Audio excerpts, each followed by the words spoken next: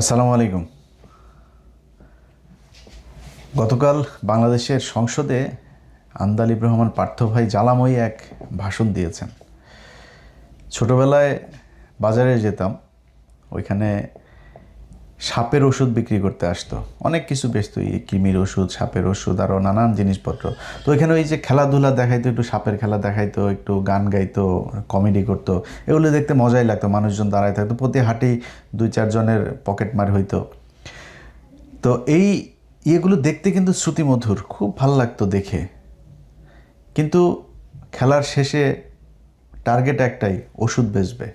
কি বলতো, বেজি আর সাপের যে যুদ্ধ, এখানে বেজি যে সাপের সাথে যুদ্ধ করে সাপ বেজিকে কামড় দেয়, তারপরেও বেজি কেন মারা যায় না, এই বেজিটা ওই যুদ্ধের মাঝখানেই সে জঙ্গলে যায়, জঙ্গলে যে একটা গাছের শিকড় খেয়ে আসে, সেই শিকড়টা খেয়ে তারপরে আবার ফেরে সে সাপের সাথেই করে, যেই কারণে সে মারা যায় না।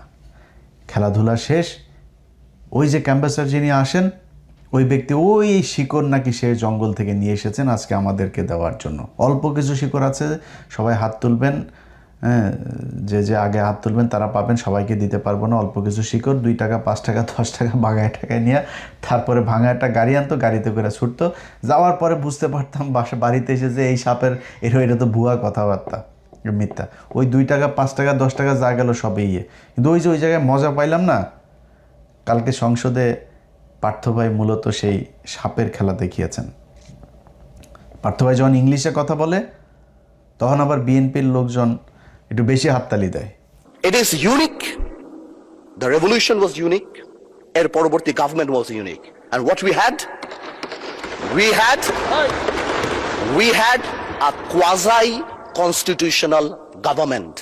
তো বিএনপির ভাইরা যে এই যে হাততালি টাততালি দিয়েছে না, এই বেশিরভাগই তো ধরেন ওনাদের এখানে অনেক শিক্ষিত মানুষ আছে, অনেক কি বলবো যে যার যোগ্যতা সম্পন্ন মানুষজন আছেন, কিন্তু এখানে কিন্তু আন্ডার 5 মানুষজনও কিন্তু আছেন। ওরা লেখে 8 পাস 9 পাস এরকম লেখেন ওই হলফনামায়, কিন্তু আন্ডার 5ও আছে, কিন্তু অনেকগুলো আছে বিএনপিতে। তো আন্ডার 5, আন্ডার 8, আন্ডার 10 ম্যাট্রিক, এগুলো তো আপনার ইংলিশ বুঝে নাই। তো না বুঝে ওরা মনে করছে ইংলিশে যা বলছে ওইটা মনে আমার পক্ষেই বলছে, আমাদের দলের পক্ষেই বলছে, শুনে আরও বেশি থাপড়ানি দিয়েছে। কিন্তু বাস্তবতা হলো, আন্দালিব রহমান পার্থ ভাই কালকে তার বক্তব্যের শুরু থেকে শেষ পর্যন্ত এক ভয়ঙ্কর সাপের খেলা দেখিয়েছেন, যেই বক্তব্যের কোনো সারমর্ম নাই, একদম পুরোটাই ভোগাজ, মিথ্যা, অপতথ্য, বিভ্রান্তিমূলক কথাবার্তা বলে গিয়েছেন। কেমনে বলেছেন আমি আপনাদেরকে একটা একটা করে বুঝাই। তবে তার আগে পার্থ ভাইয়ের বক্তব্যটা অল্প একটু আগে আমরা শুনি, উনি কি বলেছেন শুনেন। মাননীয় স্পিকার, ব্যাপারটা তো অনেক কমপ্লেক্স, একটা ইউনিক সিচুয়েশন। আমি আমার সম্মানিত বিরোধী দলের নেতাদের চোখে আবেগ দেখি, কথায় দেখি, তবে একটা জিনিস এটাও দেখি যে কেন জানি প্রথম থেকেই আমাদেরকে জুলাইয়ের বিরুদ্ধে নিয়ে যাওয়ার একটা পায়তারা দেখতে পাচ্ছি। ঠিক যেমন, ঠিক আমাকে কথা বলতে দাও। If you understand the decorum, please. আমি কেন was quiet when এটা হবে না কিন্তু। তো আমাকে আওয়ামী লীগ সরকার মনে পড়ে যায়, যে আমরা যদি কোনো কথা বলতাম, যুদ্ধাপরাধের বিচার চায় না, আমরা বলতাম তেলের দাম কত, যুদ্ধাপরাধের বিচার চায় না। আমি অনেকখানি ওই অ্যাটিটিউডটা দেখতে পাচ্ছি। সবচেয়ে বড় কথা, we have no problem with July সনদ। আমাদের প্রবলেম প্রক্রিয়া নিয়ে। আপনারা কোন প্রক্রিয়ায় করতে চাচ্ছেন, এবং আমরা আমাদের ডিসেন্ট, নোট অফ ডিসেন্ট আগে থেকেই দেওয়া।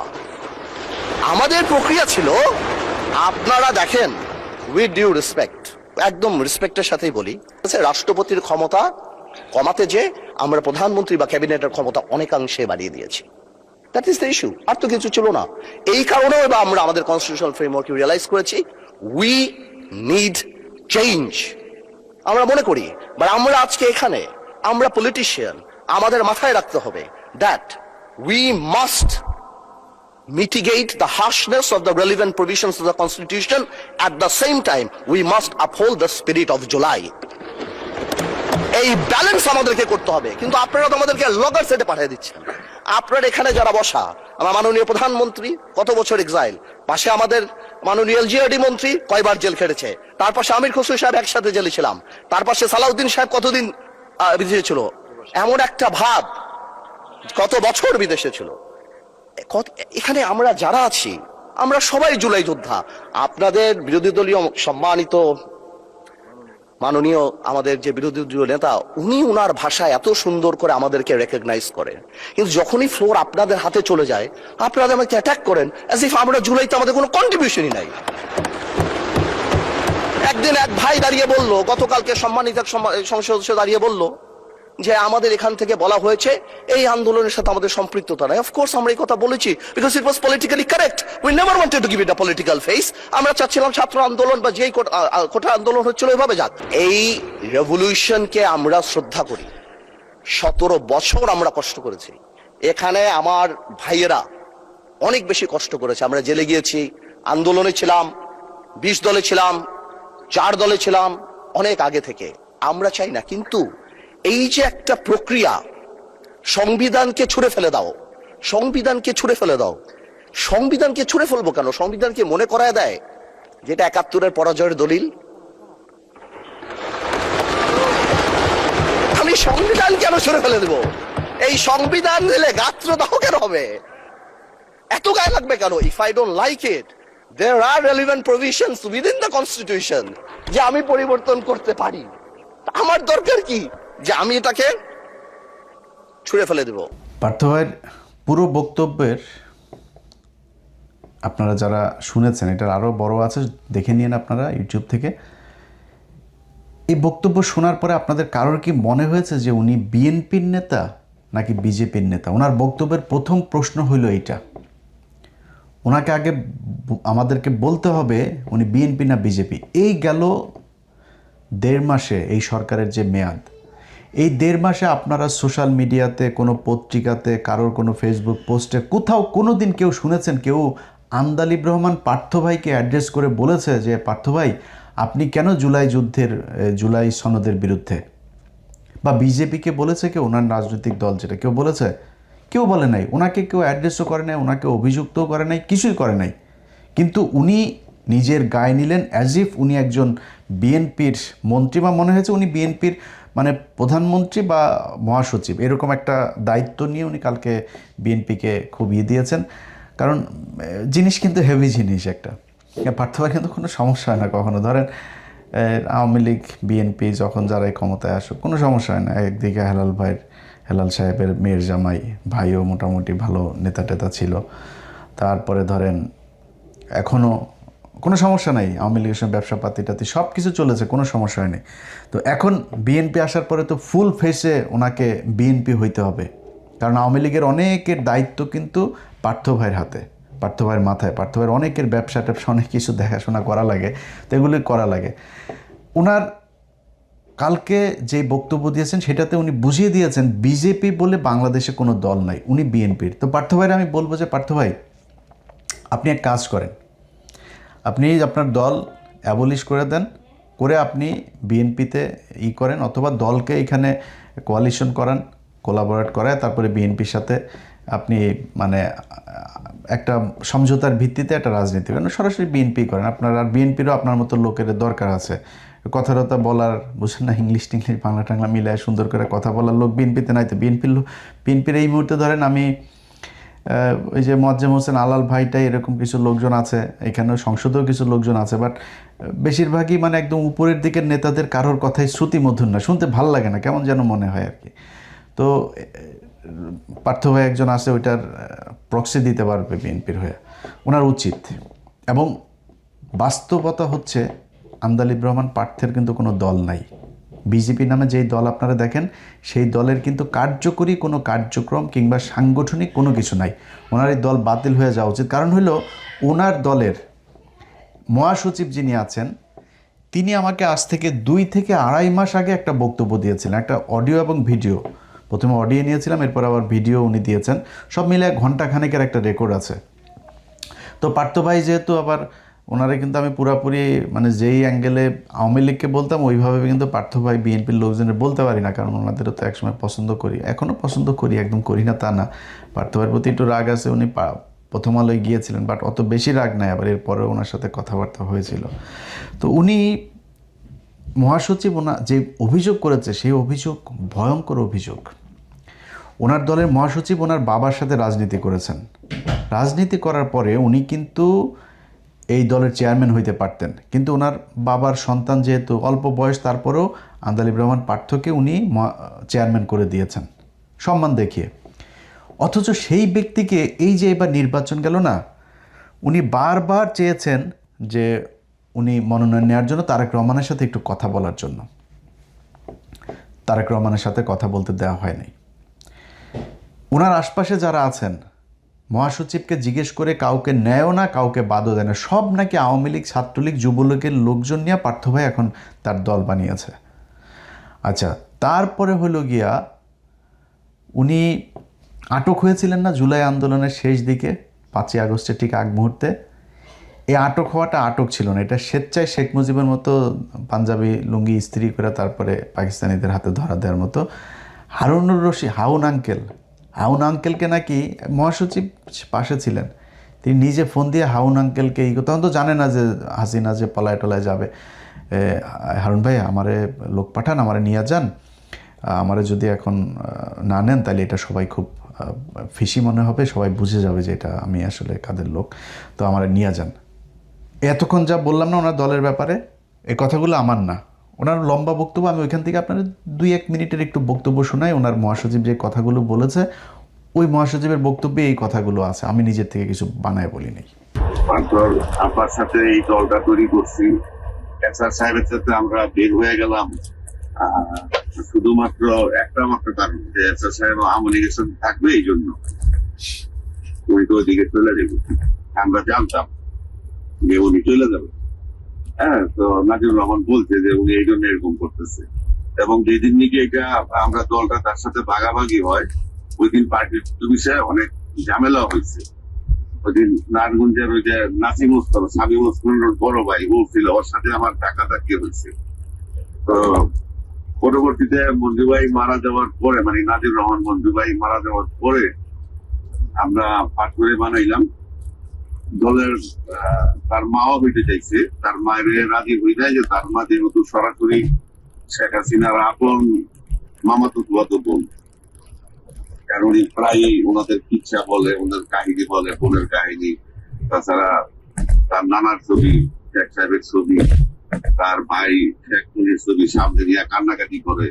এই সমস্ত কারণে ওনাকে আমরা সাপোর্ট না করে পাঠ করে বানাইছি।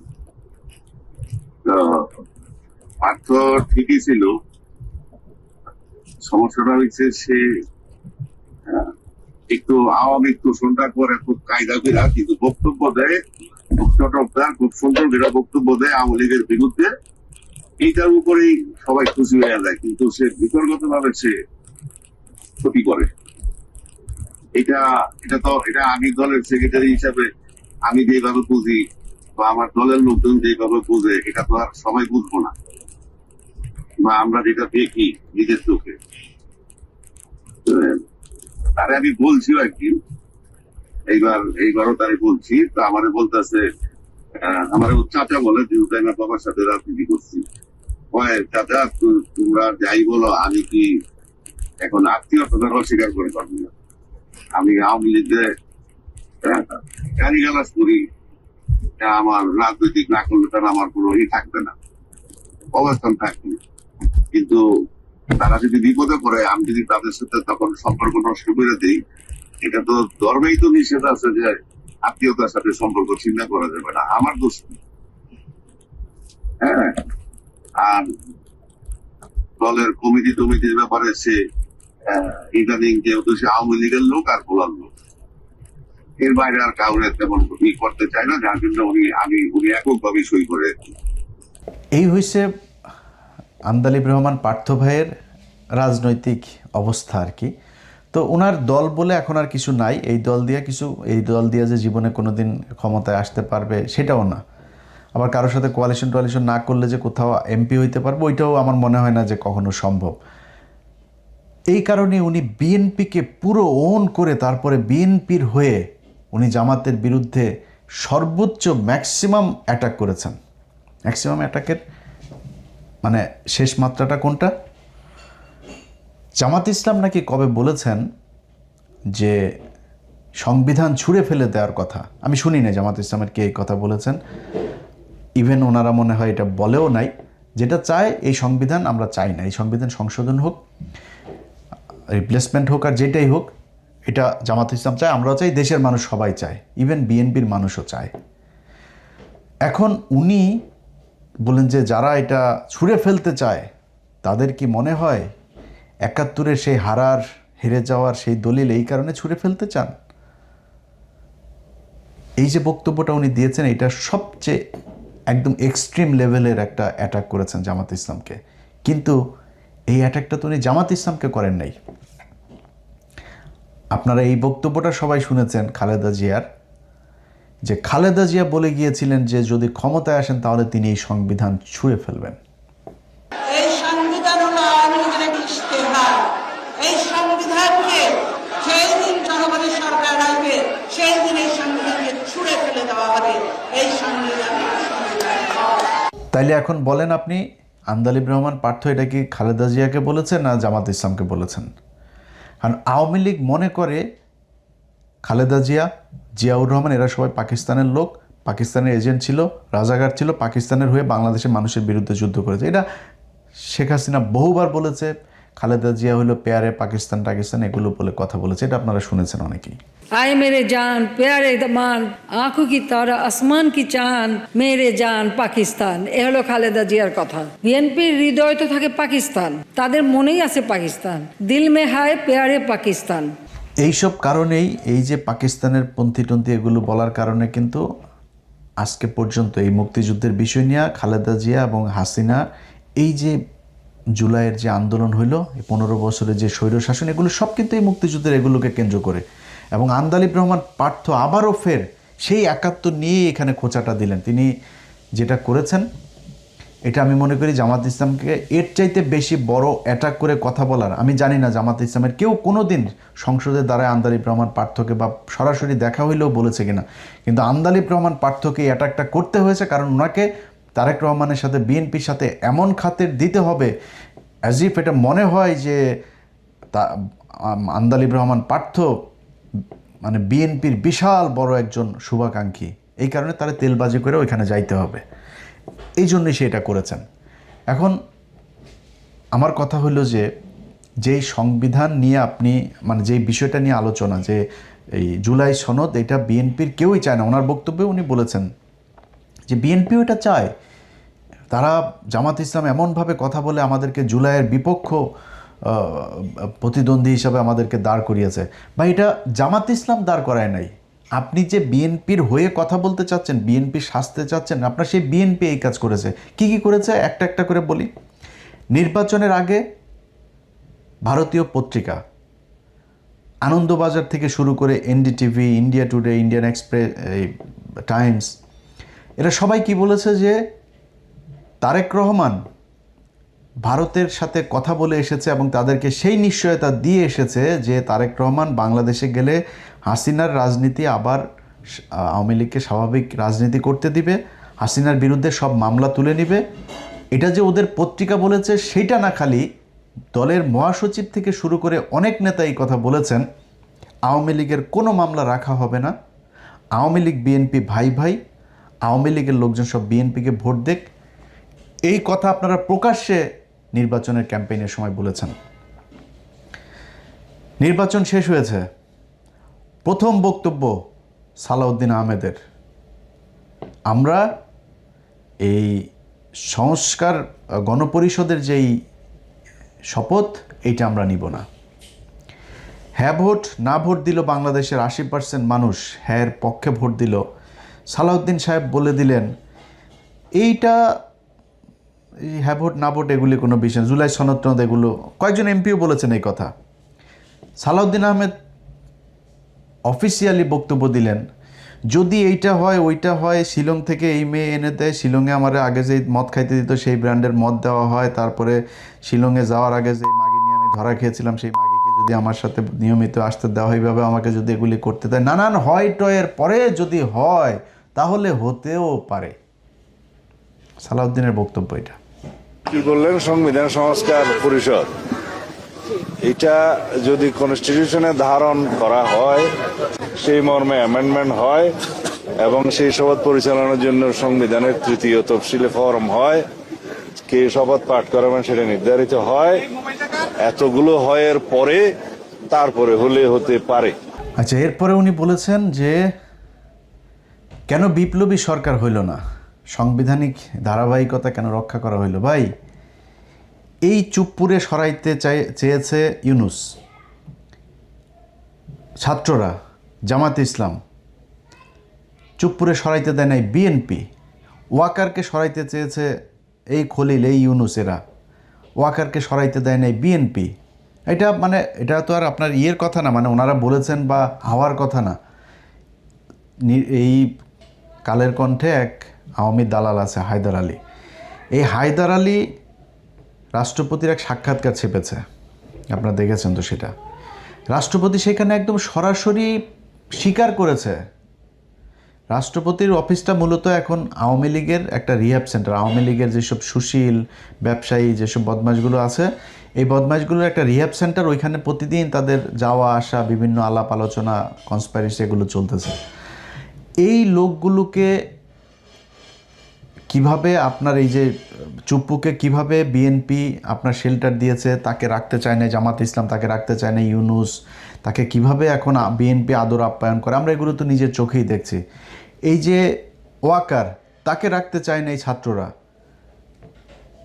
বিএনপি তাকে রাখতে চেয়েছে। তারপরে বিপ্লবী সরকার করতে চেয়েছে, বিএনপি হইতে জাতীয় সরকারে যায় নাই, বিপ্লবী তো না, জাতীয় সরকার, বিএনপি জাতীয় সরকারে রাজি হয় নাই। তো এগুলো তো ওপেন সিক্রেট। আপনি জানেন না বিএনপিকে কেন সন্দেহের চোখে দেখা হয়? বিএনপির অনেকগুলো এরকম কারণে মানুষ এখন সন্দেহের চোখে দেখে যে বিএনপির কথা আর আওয়ামী লীগের কথা তো একই রকম। ওগুলি সব যদি বাদও দেন, নির্বাচনের পরে কতগুলো আওয়ামী লীগের নেতা জামিনে মুক্তি পেয়েছে। এলাকায় আওয়ামী লীগের লোকজন, আমার এলাকার কথা বলে, আওয়ামী লীগের লোকজন সব এখন ওপেনে আরামসে চলাফেরা করে, সব বিএনপির দলে গিয়ে ভিড়েছে এবং বিএনপি তাদেরকে শেল্টার দিচ্ছে। বিএনপির এমপি তিনি নিজে বলেছেন, হারুন নিজে বলেছে যে থানা ঘেরাও করা হবে যদি আওয়ামী লীগের কাউকে ধরা হয়। এই জন্য বিএনপিকে জুলাইয়ের প্রতিদ্বন্দ্বী হিসাবে দাঁড় করানো হয়েছে। বুঝেন না আপনি? এমনিতেই গায়েবী আওয়াজ এসেছে আপনার কাছে আর আপনি শুরু করে দিলেন। মূলত আপনি জানেন, আপনি কিন্তু কথারে মানে টকশো করার জন্য আপনি অনেক এক্সপার্ট, আপনি এই কথার এগেনস্টে কী বলতে হবে সেটা আপনি খুব ভালো করে জানেন, কিন্তু বলেন নাই। না বলে এই যে আজকে টেবিল চাপড়াইছে না বিএনপির অশিক্ষিত কিছু লোকজন, এদের এই চাপড়ানিটা খাওয়ার জন্য আর হলো গিয়া নিজে বিএনপির একটু তেল দিয়া তারপরে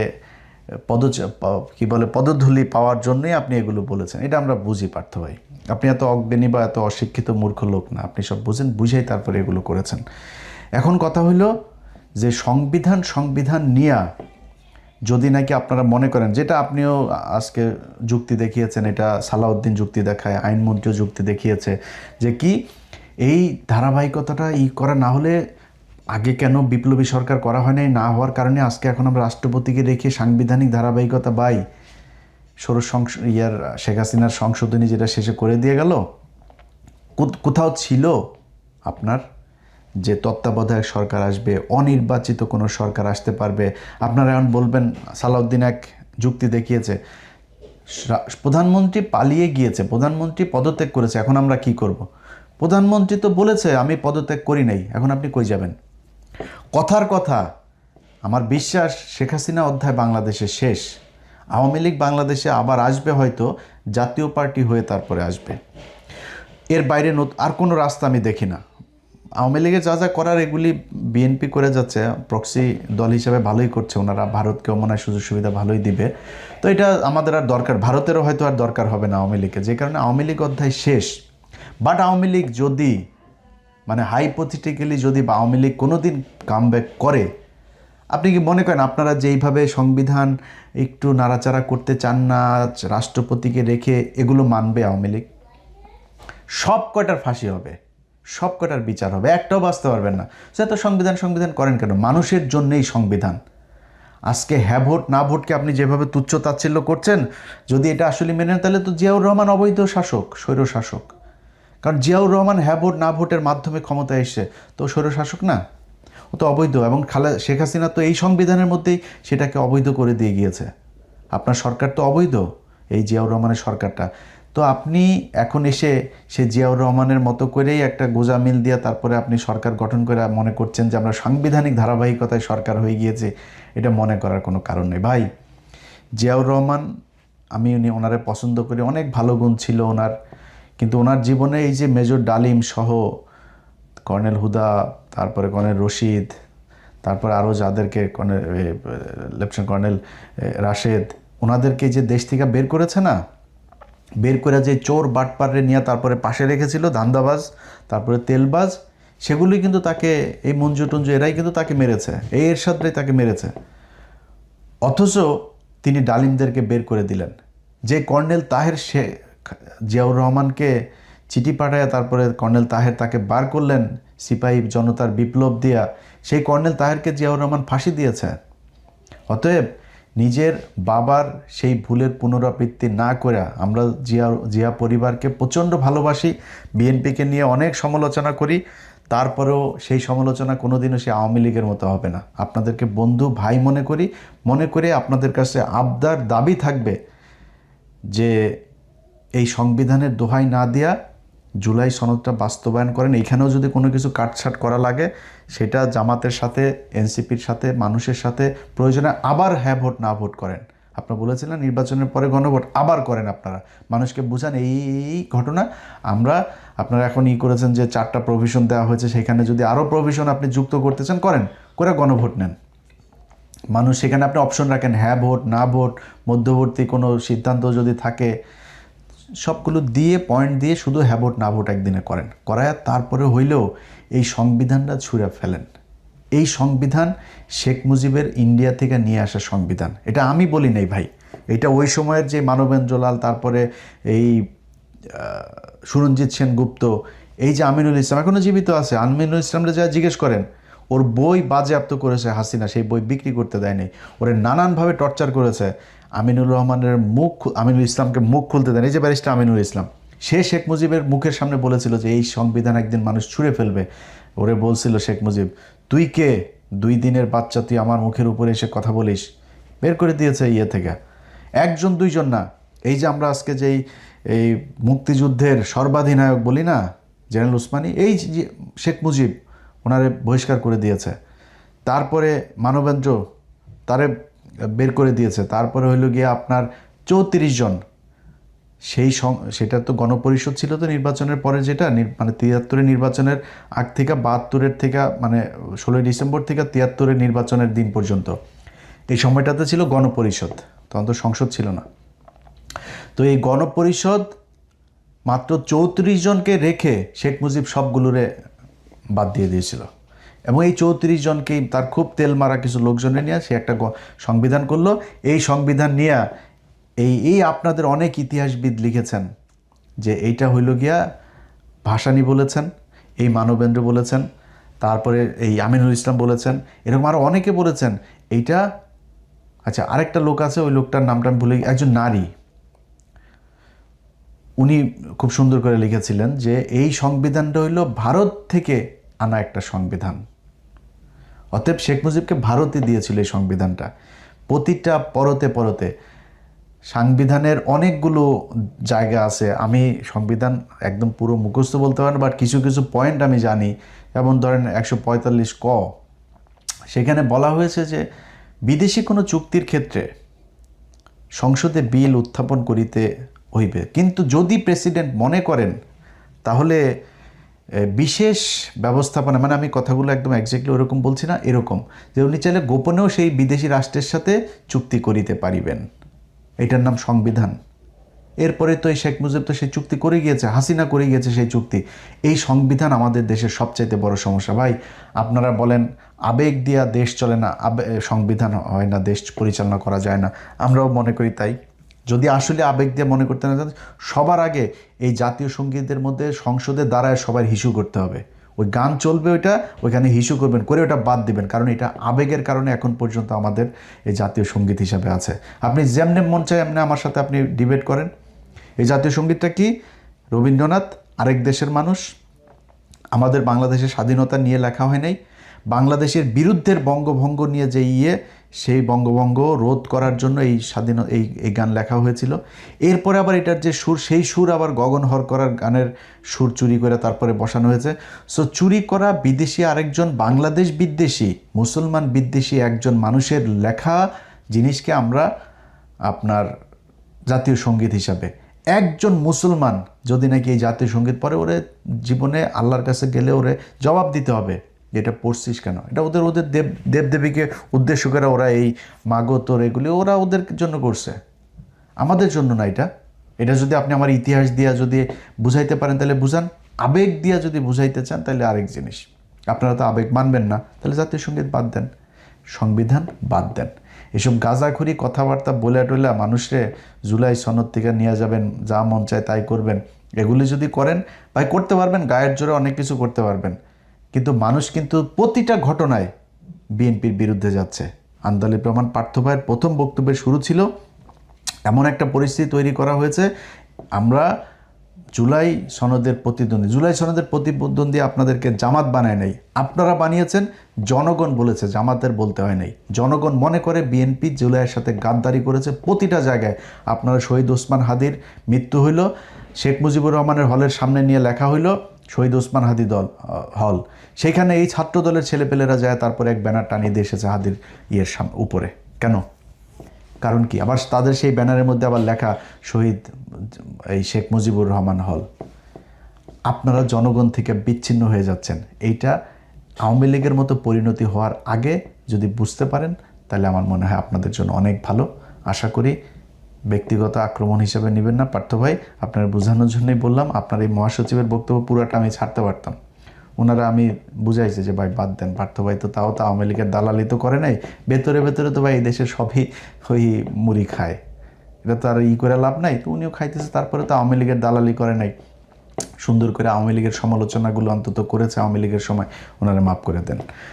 আমি বলি নাই আপনার ওই সময় চালিয়ে কিন্তু আপনার দল আমি ভাঙিয়ে দিতে পারতাম, ওনার এই বক্তব্য ওই সময় চালাইতে পারতাম, নির্বাচনের আগে চালাই নেই। যাই হোক, ব্যক্তিগত আক্রমণ করার জন্য না, বোঝার জন্যই বলেছি।